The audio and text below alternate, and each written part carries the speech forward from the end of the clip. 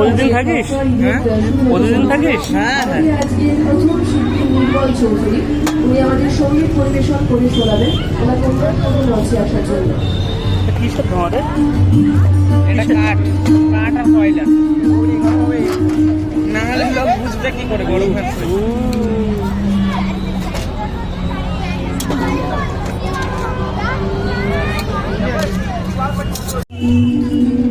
বাবা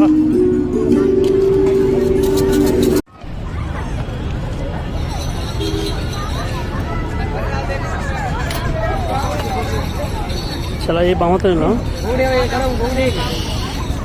না নিলে